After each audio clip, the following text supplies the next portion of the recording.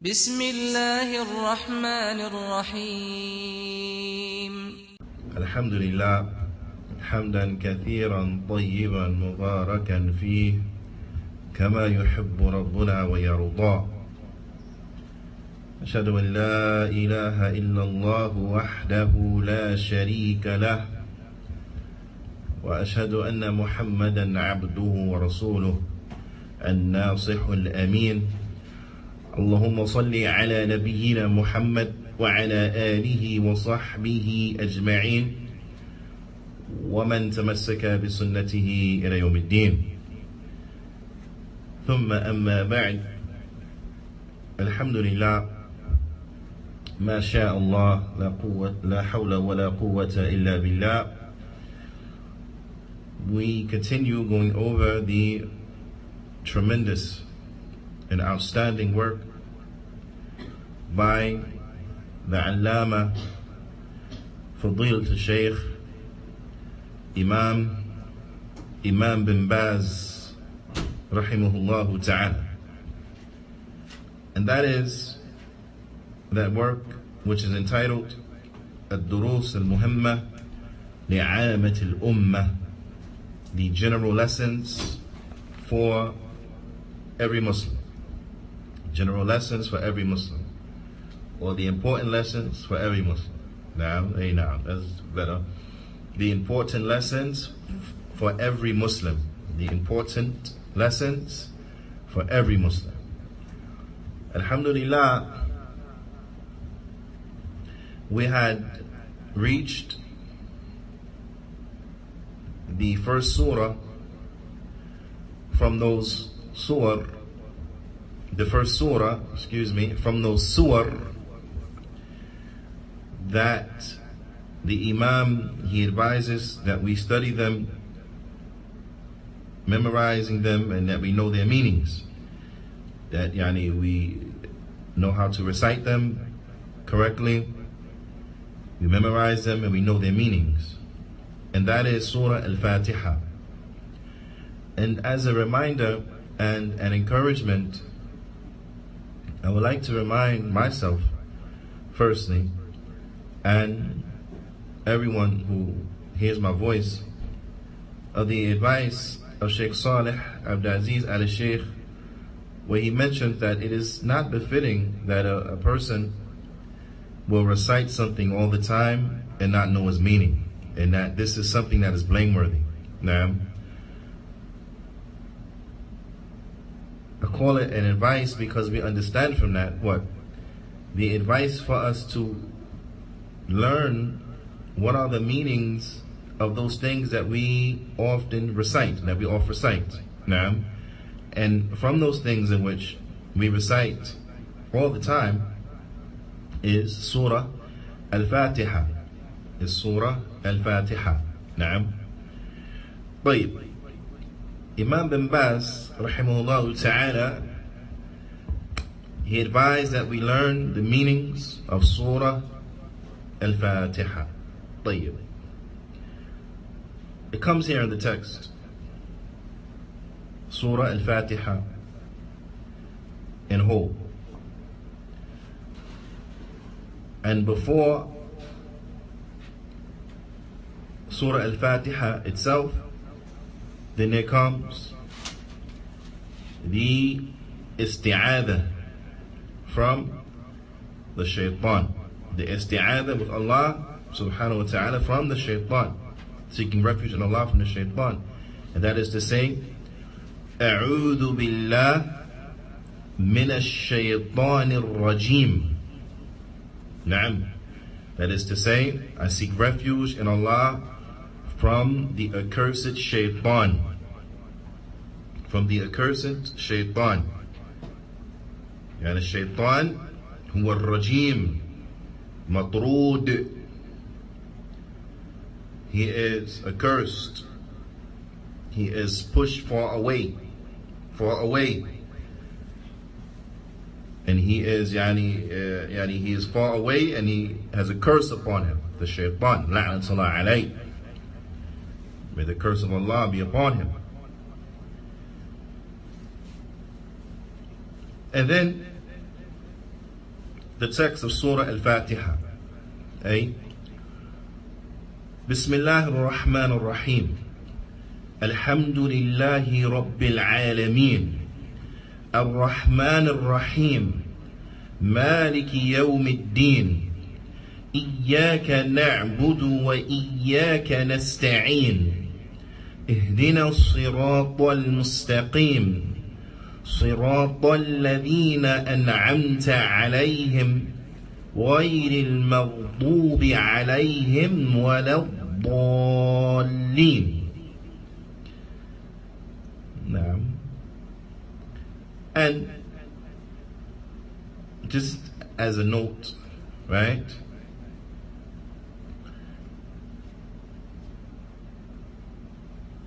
It was recited or mentioned as such, yani, without being recited. Now, so I don't want no one to come in and say, but yani, and the last word, that's meddun lazim, labud min sitta harakat. Naam, is a med that you have to do it. It has to be 6 harakat, right? I don't know, I try to say harakat, but it has to be 6 harakat, so on and so forth. He ain't doing 6 harakat, did it for like 2-3 harakat. It wasn't, it tended to be recited. And the ulama, they differ on whether or not when the ayat of the Qur'an are recited or are mentioned outside of the salah or outside of reciting, like a person reciting the Qur'an, like when they come inside of a khutbah, or they come inside of a talk or a lecture and so on and so forth, on whether or not they should be recited. Now, some of the ulama, they said you should recite them. You should recite them. Even when they come inside of a talk, even when they come inside of a khutbah, then you should recite them. Now, others from the ulama, wallahu a'la wa a'lam, it seems to be the stronger of the opinion, is that you say them. You don't recite them, you just say them. Now, you just say them. And it seems to be more in line and consistent with the proofs and the evidences. When the Prophet ﷺ, he would mention ayat outside of reciting the Qur'an or outside of the salah, in those narrations, he would just recite them. He would just say them. He would just say them, and there's no clear proof or evidence that he would recite them in those instances. Okay, so this is a side benefit. But let us get back. Begins with al-isti'adha. Na'am, al-isti'adha. Because before we recite the Qur'an, then we have to seek refuge in Allah subhanahu wa ta'ala by the isti'adha. And the majority of us, if not all of us, we know this statement. A'udhu billahi minash shaytanir rajim. However, do we know the meaning of it? Do we know the meaning of it? Na'am. The Shaykh, he mentions, the Shaykh Abdul Razak bin Shaykh Abdul Muhsin al-Badr, Hafidhahumullah ta'ala, he mentions al-isti'adha, to seek refuge in Allah from the shaitan. Yushra', it is legislated. It is legislated. الاتيان بها في كل مرة يتلو فيها المسلم كتاب الله تبارك وتعالى. It is legislated that an individual seek refuge in Allah subhanahu wa ta'ala, or it is legislated that the Muslim, he seeks refuge or she seeks refuge in Allah every time before they recite the book of Allah tabarak wa ta'ala. So every time we recite the book of Allah tabarak wa ta'ala, then it is legislated that we say A'udhu billahi minash shaytanir rajim. Here is a side point. Here is a side point. It's legislated for us to say the isti'adha. But is it legislated for us to say the basmala?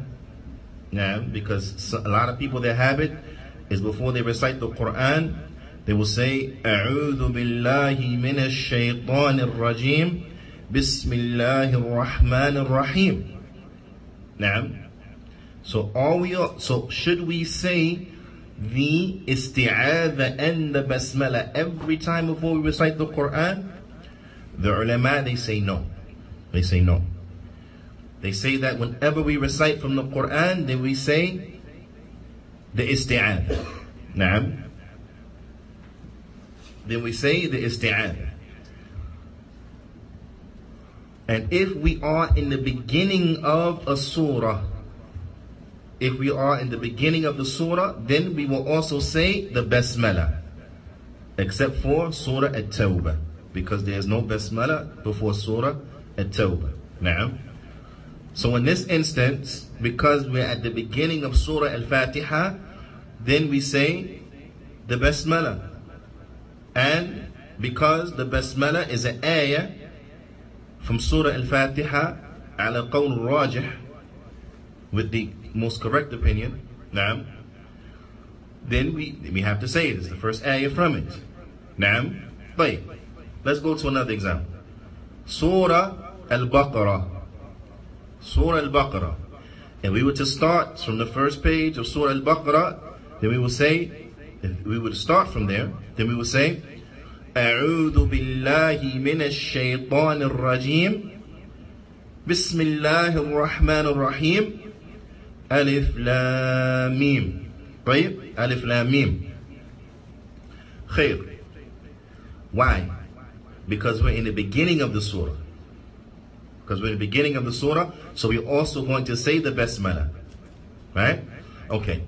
Let's say, for example, someone begins from Allah Ta'ala's statement inside of Surah Al-Baqarah, إِنَّ الَّذِينَ كَفَرُوا سَوَاءٌ عَلَيْهِمْ أَأَنذَرْتَهُمْ أَمْ لَمْ تُنذِرْهُمْ لَا يُؤْمِنُونَ. For example, he starts from this ayah, which is the 6th ayah from Surah Al-Baqarah. Na'am. Should he say, أعوذ بالله من الشيطان الرجيم بسم الله الرحمن الرحيم? Or should he say, أعوذ بالله to the end? أعوذ بالله من الشيطان الرجيم. Na'am. Which one should he say? The first or the second? Huh? The second, right? So he would just say, in this instance, أعوذ بالله من الشيطان الرجيم إن الذين كفروا سواء عليهم, to the end of it. If he was reciting the Qur'an, they would say أعوذ بالله من الشيطان الرجيم إن الذين كفروا سواء عليهم, to the end. Na'am. Why? Because what? You tell me. Why? Because it's not the beginning of the surah. It's not the first ayah. Okay? So if a person starts anywhere in the Qur'an that's not the first ayah of the surah, then he would just say أعوذ بالله من الشيطان الرجيم. But if it's the beginning of the surah, then he will also say what? The basmala. Bismillah ar-Rahman ar-Rahim. Right? Except for in front of what surah? Except for in front of Surah At-Tawbah. Naam, ahsantum. Except for in front of Surah At-Tawbah. Why? Because there's no basmala in front of Surah At-Tawbah. There's no basmala, there's no Bismillah ar-Rahman ar-Rahim in front of Surah At-Tawbah. طيب. Al-Isti'adha. What is the Isti'adha? What is it? Al-Isti'adha Attija'un ila Allah. It is to seek refuge with Allah, to flee unto Allah, to run unto Allah, seek refuge with Allah. وَطَلَبٌ مِّنْهُ تَبَارَكَ وَتَعَالَى أَنْ يُعِيدَ عَبْدَهُ. And it is a request, asking, begging, and beseeching Allah subhanahu wa ta'ala to protect his slave, to protect his slave. وَأَنْ يَقِيَهُ مِنَ الشَّيْطَانِ الرَّجِيمِ. And to save him and to protect him and to shield him from the shaitan ar-rajim. Now, this is the meaning of what? Of the isti'adha.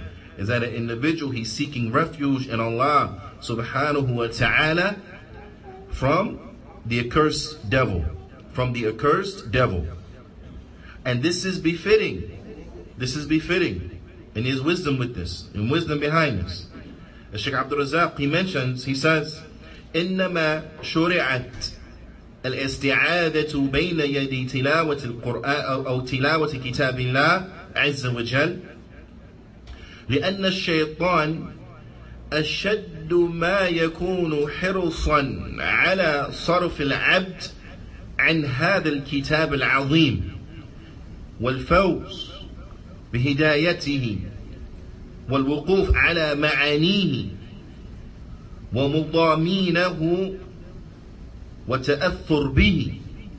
He says because the shaitan, he is ever so vigilant, extremely vigilant, more so, yeah, he is more vigilant and extremely vigilant in turning the slave away, and turning the slave away from this tremendous book. Now, he is very diligent in wanting to distract the individual and to turn him away from the Qur'an and from the benefit from being guided by the Qur'an, and from the benefit and the success of the guidance of the Qur'an, and from contemplating over the meanings of the Qur'an, and from being affected by the Qur'an and changed and moved by the Qur'an. He strives everything to distract the person.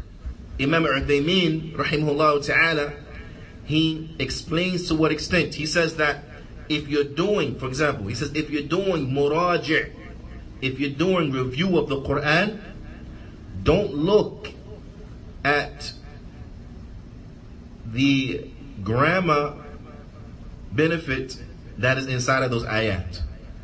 Don't at that point, because at this point what you're doing review of what you memorized, right? So at this point, don't look at the grammar. Don't look at the benefits of the grammar. And don't look at the i'rab of the ayat.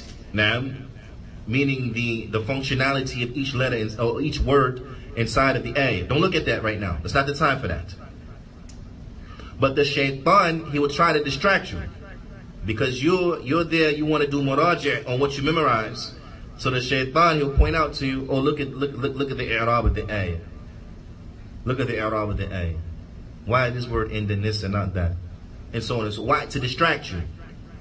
Likewise, he said, if you're going over the grammar, the benefits of the grammar, right, then don't look into the muraji'.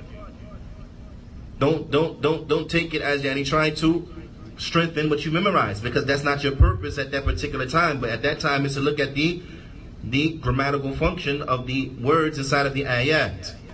Now, and so on and so forth. Likewise, a person is going over the tafsir, and he's like this, then this is not the time for muraji'. And at the time of muraji' is not the time to be thinking about the tafsir and all the hadith that go along with it. Because see, the shaitan, he would do that to what? To fluster an individual. The individual becomes flustered. And then he ends up walking away, not really doing any muraji', not any benefiting from a deep analysis of the grammatical points, nor of the tafsir and so on and so. So really he walks away with not much. Not much. This is what the shaitan, he tries to do, even when reciting the Qur'an. So therefore, at this time, it is most befitting that the abd, the slave, he seek refuge in Allah subhanahu wa ta'ala from the shaitan. From the shaitan, because the shaitan is going to try to distract him from benefiting from the Qur'an. The Shaykh, he says, فَشُرِعَ لِلْعَبْدِ أَنْ يَسْتَعِيذَ بِاللَّهِ مِنْ هَذَا الشَّيْطَانِ حتى تكون قراءته لكتاب الله تبارك وتعالى قراءة سالمة من الوسواس الشيطان وهمزه ونفخه محفوظا بحفظ الله. He says, and likewise, if you're reading the Qur'an, then this is not the time for doing muraji'. And if you're reading the Qur'an, this is not the time for be looking at the i'rab of the ayat, because at this time you sit down and your intention is to what? Is to read from the book of Allah Azza wa Jal. But the shaitan, because when a person reads from the book of Allah Azza wa Jal, for every harf, he gets a hasana. Wal hasana bi ashra amthaliha. He gets a good deed, and the good deeds are multiplied by 10. So obviously, the more he recites, and the more good deeds he get. So as to limit what the person recites, then the shaitan, he comes and he say, oh, look at the i'rab of the ayah. Now instead of them reciting, 20 more, 50 more ayat, the person stuck doing the i'rab of an ayah. You see, so the shaitan, he has a lot of tricks. The point is that when you sit down with the Qur'an, whatever your intention and your purpose is for that particular sitting, that particular time, then stick to it, focus on it. Now, and then when it's time for the other things, then focus on that. So if a person has a time set aside every day where he reads or she reads, let that time be for reading the Qur'an, that's it. Then you will allocate other time of the day where you go over what you memorize, where you do review of what you memorize. There'll be other times. So when it's time to do review what you memorize, then just do that. Don't do anything else. Don't be distracted. Likewise, when it's time to look at the tafsir and the meaning of the ayat, then do that. Don't be distracted by anything else. Now, so on and so forth. Right? So the Shaykh, he says, so therefore, it has been legislated for the slave to seek refuge in Allah from the shaitan, so that his recitation of Allah's book, Tabarak wa Ta'ala, will be a recitation or will be a reading that is free from the whispers of shaitan and free from hamzihi wa nafkhih, free from the epileptic fits. Now, for the shaitan, this is what's meant by hamza, a sur'a. A sur'a is an epileptic fit. Epilepsy, person has a fit, a seizure. Now, from those who have been touched by the shaitan and shayateen, shaitan, he possessed them and he afflict them or whatever. One of the symptoms of such is they have epileptic fits. They have epileptic fits. Now, this is not to say that every seizure and every epileptic fit is from the shaitan. It's not the case. Not everyone is from. Not every seizure is from the shaitan. Not every seizure is from the shaitan. Some have other medical reasons, that cause the seizures. But there are some seizures that, for lack of a better term, are induced by the shaitan. Now, they are a result of the shaitan touching that particular person. Okay? So we're seeking refuge in Allah subhanahu wa ta'ala from the whispers of the shaitan, from the epileptic fits of the shaitan, and also nafkh, kibr, and from the arrogance of the shaitan. Now, because another trick of the shaitan, you see, if the shaitan can't distract you from reading, for example, so a person, he reads in that sitting a lot. Shaitan, he couldn't distract you from the reading. So you fought him off. You think the fight is over? No, Shaitan's still fighting. It's not over for him. So he said, okay, I can't get him with that. No problem. Then the shaitan, he start whispering to you how good you are. Oh, look how righteous you are. You recited 10 juz. Look at this. Oh, look at you, man. Wow. Right? So a person starts feeling arrogant. He starts feeling haughty. He starts getting big on himself. He starts thinking, he used to catch me out, because he done did all this from the Qur'an, and look, he done read this, look, he done did that, look, he done can't. You see? So, we also seeking refuge in Allah subhanahu wa ta'ala from the arrogance of the shaitan. Asking Allah subhanahu wa ta'ala to protect us with His protection. To protect us with His protection. From who? A'udhu billah. Now, when we say a'udhu billah, then we're seeking refuge in Allah from these things. From what? Min Min means from. Harfun jar, min here. Understood it means what? From. Naam. From who? Ash-shaytan. From the shaytan. Naam. The ulama of lugha, they mention that shaytana, naam, because we know that shaytan inside of the Qur'an, Allah subhanahu wa ta'ala refers to him as Iblis. Allah subhanahu wa ta'ala refers to him as what? Iblis. Naam. And this is before what? He disobeyed the command to prostrate to Adam alayhi salatu wassalam. Right? Before he disobeyed the command of Allah to prostrate unto Adam alayhi salatu wassalam. Now, as Allah Ta'ala says in Surah Al-Baqarah, وَإِذْ قُلْنَا لِلْمَلَائِكَةِ اسْجُدُوا لِآدَمَ فَسَجَدُوا إِلَّا إِبْلِيسَ.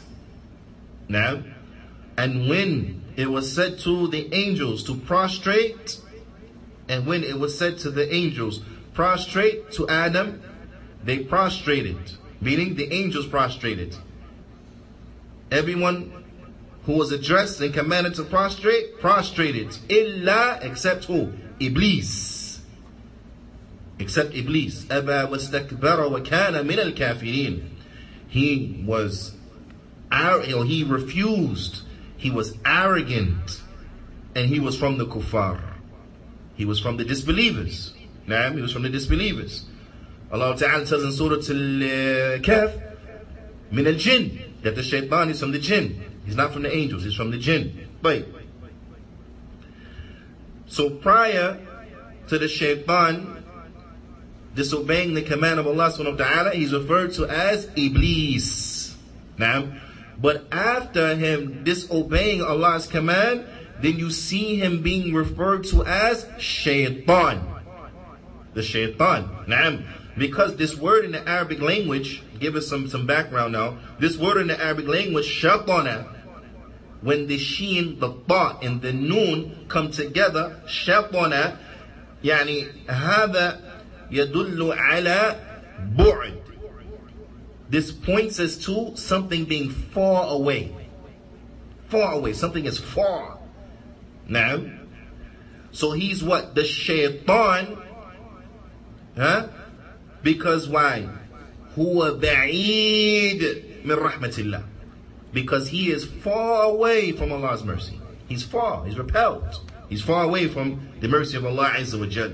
So the shaitan, the Shaykh he mentions, the shaitan, al-aati, mutamarrid, that the shaitan, he is an insolent sinner.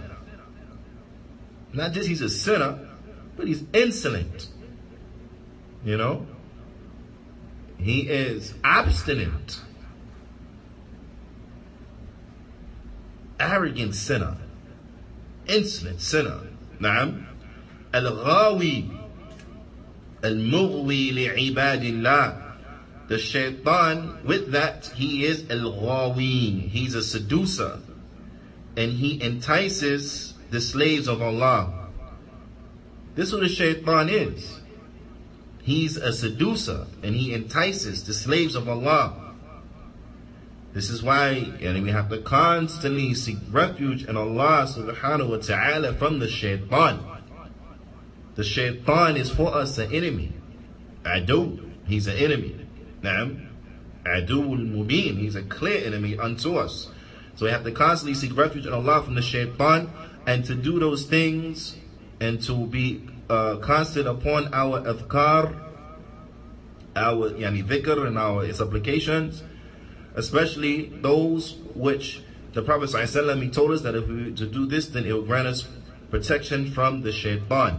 This is very, very, very important, and it's very important that we stress this to our children, and that we stress this and implement this inside of our lives. Naam.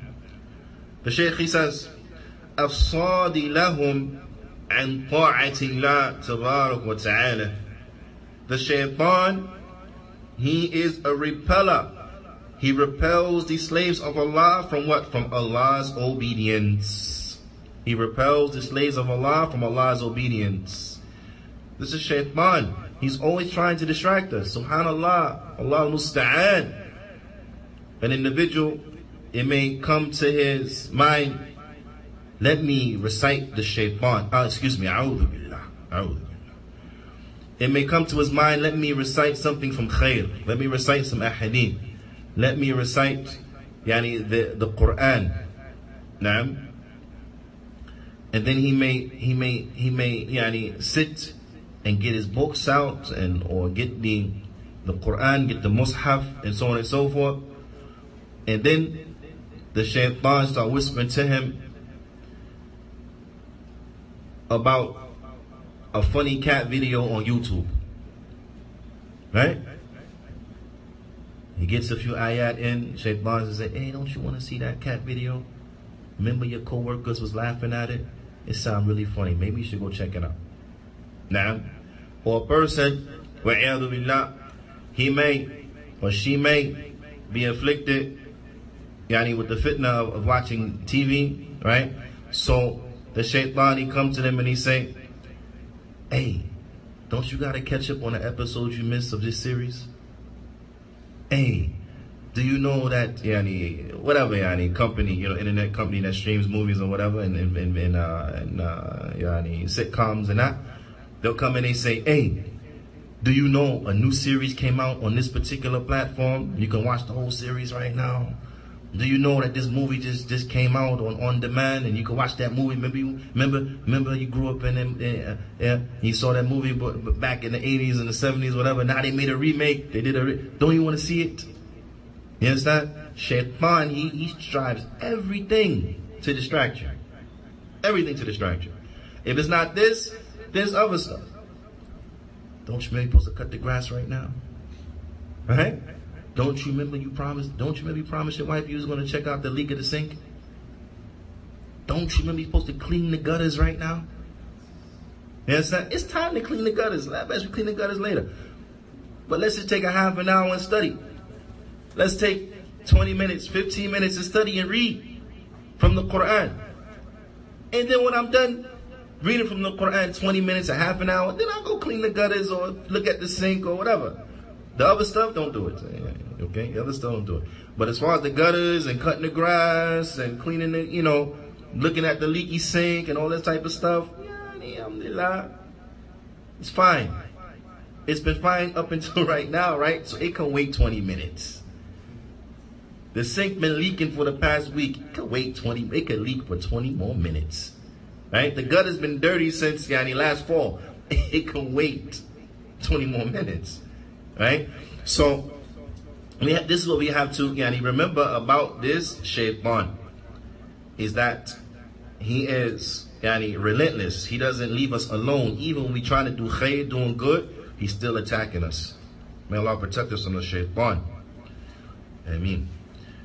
Al-Rajim. What does it mean, Al-Rajim? Naam. Ay matrud. Al-Mub'ad. Al-Mal'oon. Meaning that the shaitan, he has been kicked out. He is far and he is cursed. And in that, in these three things, we get a little better understanding, as they say, the accursed shaitan, because most of the time it's translated as from the accursed devil or the accursed devil and so on and so forth. Now, and alhamdulillah, that may resonate a lot with some people, right? But with a lot of other people, when I mean resonate, I mean as far as the meanings, as far as the meanings of it. I don't know the depth of the meaning of accursed and the implications of it inside of the English language. And maybe now it will come to everyone's minds the full definition of accursed. The most part though, when you hear curse, you think that this thing is cursed. It's mal'oon. It's cursed. And that's part of the meaning, no doubt. But it's also important to understand by what is the meanings of ar-rajim is one who is matrud. He has been kicked out. He has been repelled. Naam, he has been repelled. Repelled from Allah's mercy. Repelled from the rahmah of Allah Azza wa Jal. And he is mub'ad, he's one who is far, he's pushed far away from the mercy of Allah Azza wa Jal. All of this is understood from ar-rajim. So it's not just that the thing is cursed, but it's been moved far away, repelled, and cursed. Right? The Shaykh, he says, الَّذِي أَبْعَدَهُ اللَّهُ مِنْ رَحْمَتِهِ. The shaitan is the one whom Allah has repelled him and pretty much kicked him out and made him far away from his mercy. Allah has made the shaitan far away from his mercy. Now, so Allah has pushed the shaitan back far away from the mercy of Allah Azza wa Jal. لَمَّا كَانَ مُبْعَدًا عَنْ رَحْمَةِ اللَّهِ. And see, this is the way of shaitan. And I want everyone to understand this. This is a satanic, shaitanic, for lack of a better term, Englishization of the word, but this is a satanic mindset. It's a satanic mindset. And what is that mindset? The Shaykh, he says, لَمَّا كَانَ مُبْعَدًا عَنْ رَحْمَةِ اللَّهِ أَرَادَ أَنْ يُبْعِدَ عِبَادَ اللَّهِ عَنْهَا. Is that since he, the shaitan, is pushed far away from Allah's mercy, then he wants to push the slaves of Allah away from Allah's mercy as well. He also wants Allah's slaves to be far away from Allah's mercy. You understand what I'm saying? And it's like that concept where they say what? Misery loves company. That is a satanic concept and a satanic mentality. Because you down and out, you want everyone else to be down and out? Right? Because you ain't doing well, you don't want to see no one else doing well? All of this stems from that. This is a satanic concept. This is a satanic mentality. Crabs in a barrel mentality. People see you getting ahead, they want to pull you down. This is a satanic mentality. Now, this is a satanic mentality. And thus you see, this is what enters into what the meaning of hasad, of having jealousy. Right? Of having jealousy. The jealousy that is blameworthy. And that is that what? Is that you see your brother, you see your sister, and they have something that's good with them. You want that for yourself, and you want them to lose it. That's hasad. That's the jealousy that is blameworthy. Right? This is the type of jealousy of what? That emanates from that arrogance and that jealousy and that from the shaitan. You understand? Because he didn't like the fact that our father Adam alayhi salam was honored. He didn't like that fact. He didn't like that fact that clearly the human beings were superior to the jinn. He didn't like that fact.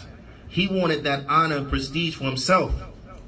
And this is why he brought the batil, he brought the erroneous analogy. When he said, أَنَا خَيْرٌ مِّنْ خَلَقْتَنِي مِنْ نَارٍ وَخَلَقْتَهُ مِنْ طِينٍ. He said, I'm better than him. خَلَقْتَنِي مِنْ نَارٍ وَخَلَقْتَهُ مِنْ طِينٍ.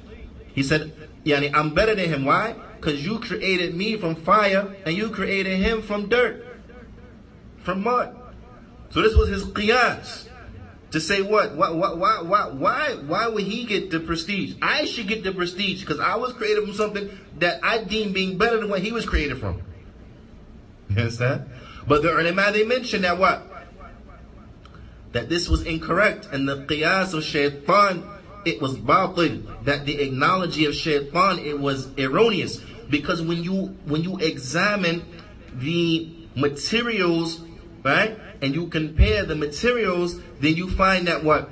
You find fire is not better than dirt. Why? Because from the dirt and the soil, things grow. Whereas fire has a destructive nature. You follow what I'm saying? So when you look at it, and this is just stepping back and looking at some of the wisdoms and some of the attributes of the origin of these things, you find that what? That in reality, no, the fire is not better than the dirt, but rather the dirt is better than the fire. And this is why, or this is not why, we don't want to say why, but this is some of the hikmah, some of the wisdom, right? That Allah subhanahu wa ta'ala, He told what? He told everything to prostrate unto Adam. It's from the wisdom.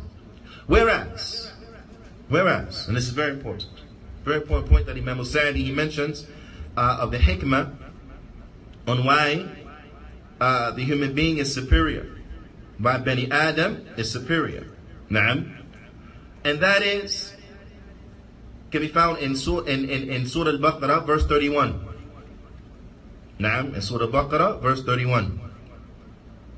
Where Allah subhanahu wa ta'ala, He says, وَعَلَّمَ آدَمَ الْأَسْمَاءَ كُلَّهَا. And Adam was taught the names. He was taught the asma, all of them. He was taught the asma, all of them. Na'am. ثُمَّ عَرَضَهُ عَلَى الْمَلَائِكَةِ. And then it was presented unto the malaika.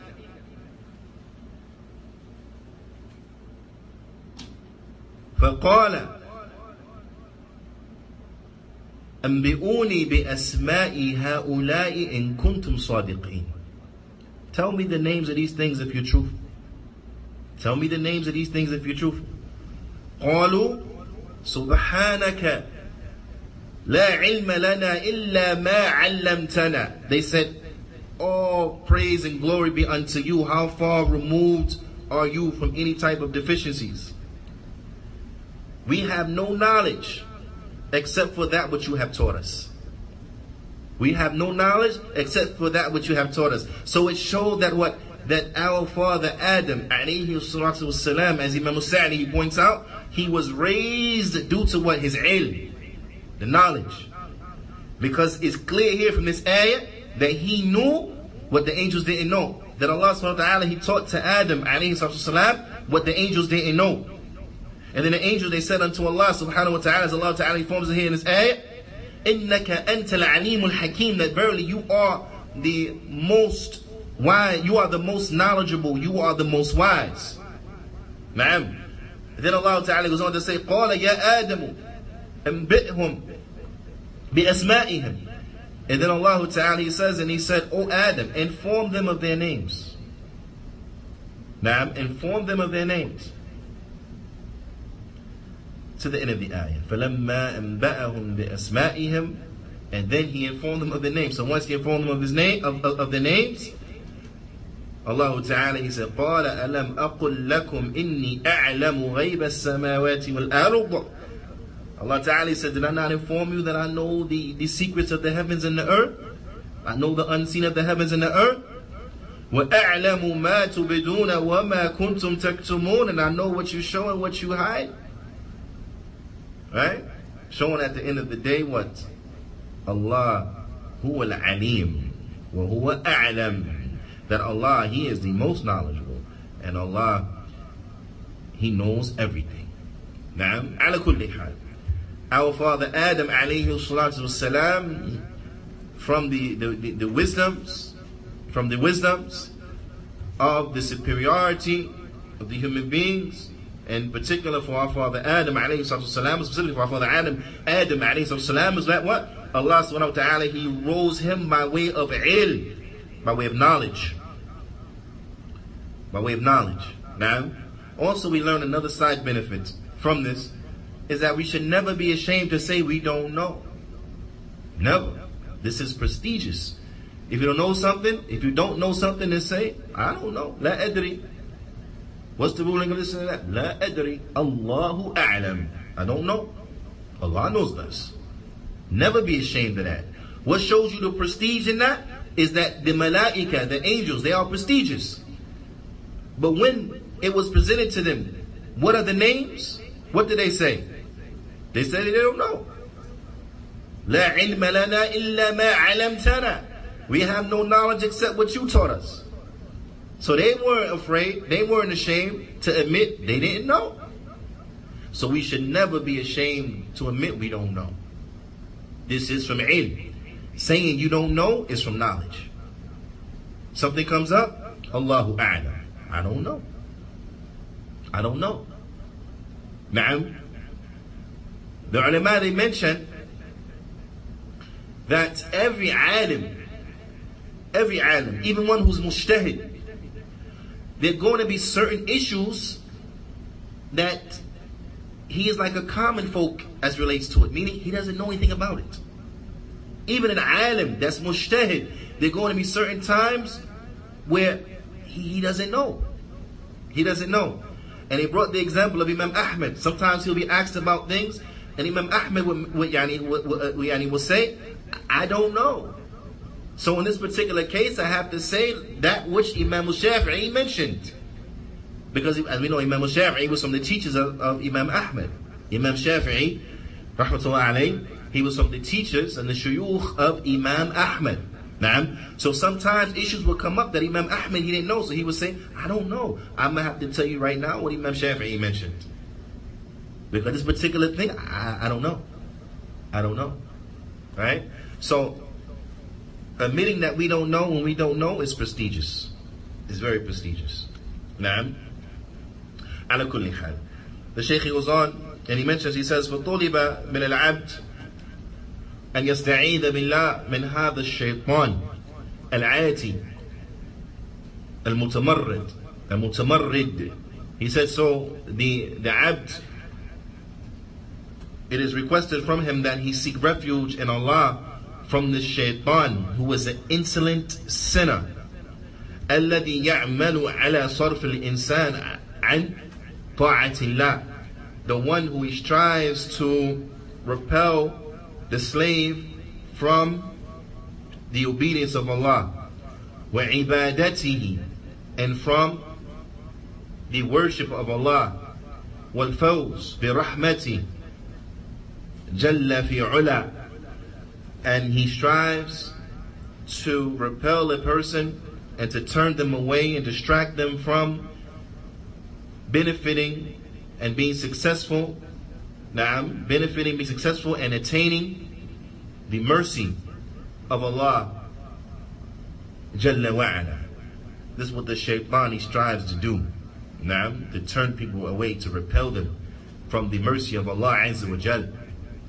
So those things by way in which an abd, he will reach attain,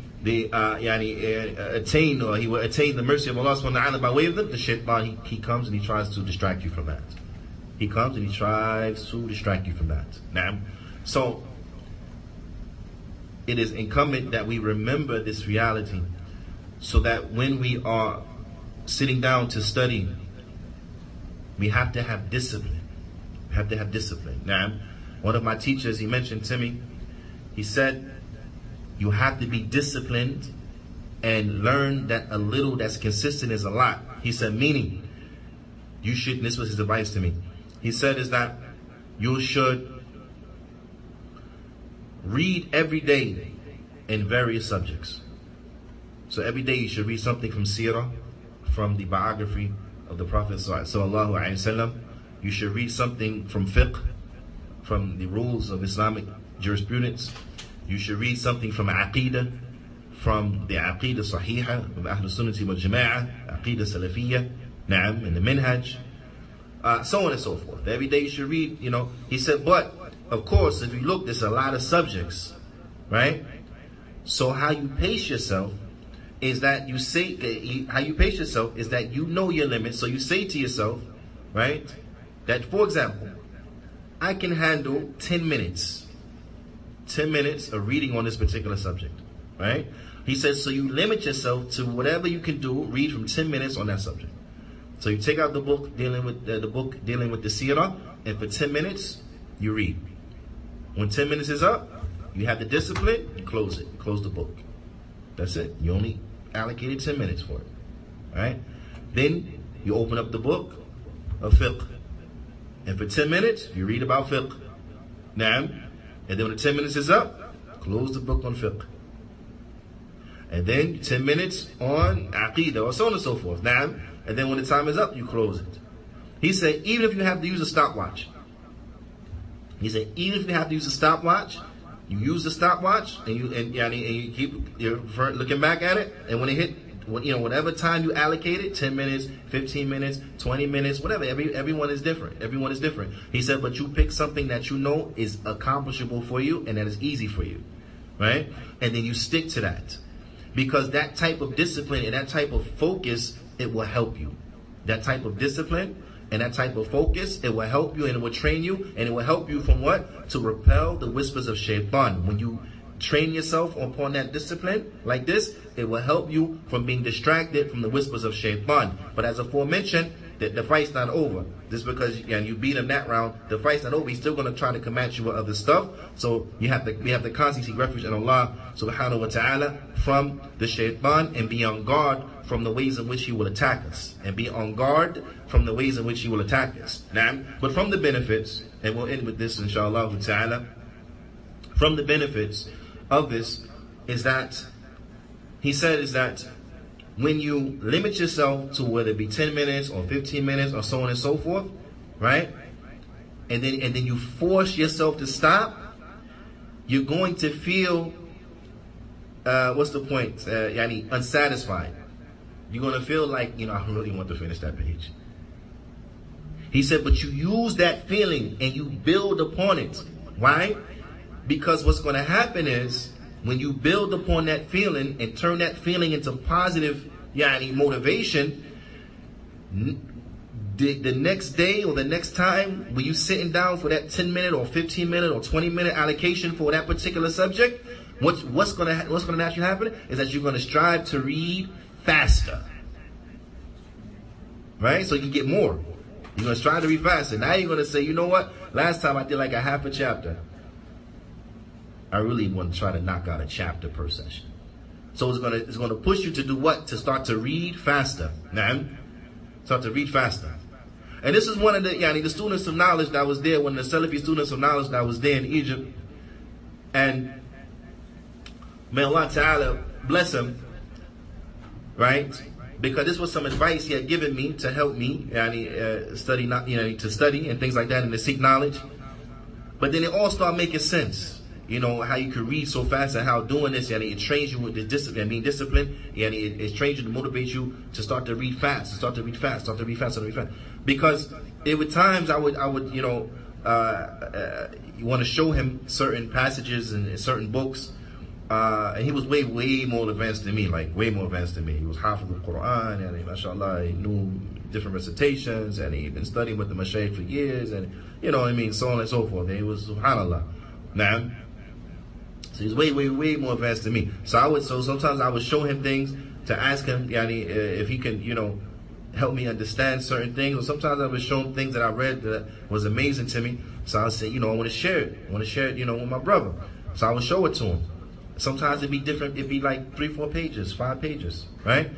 And he would look at it, and this is ma'alish for the people who are not here. You can't see this, but he would look at it like this, say it was like he would look at it.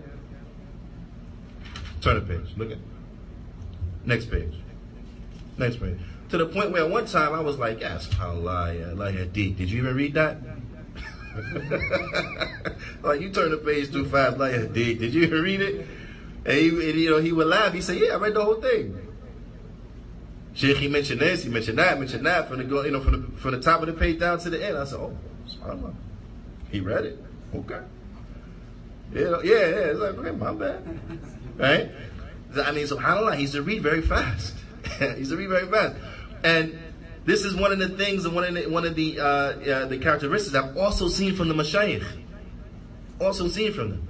As they are reading, you see them sometimes reading books. Subhanallah, they turn the pages fast. They read the whole thing, but they read fast. And they comprehend, But from the ways in which you get to that level is what? Is from this training. It's from this training. Being disciplined from this training. In any event, I want to share that with my brothers and my sisters who are also seeking knowledge and striving to learn, so that inshallah ta'ala they may be able to benefit from this as well. And we ask Allah subhanahu wa ta'ala to benefit us all. For the likes of this is to make us of those who are diligent and hungry in seeking of the knowledge, and those who are even more so diligent and understanding the ilm, and even more so diligent in applying and implementing that which they learn. And we ask that Allah subhanahu wa ta'ala teach us that which will benefit us, and make us of those who implement that which is beneficial فإلى اللقاء. نتوقف هنا فنكتفي بهذا القدر، وصلى الله وسلم على نبينا محمد وعلى آله وصحبه أجمعين.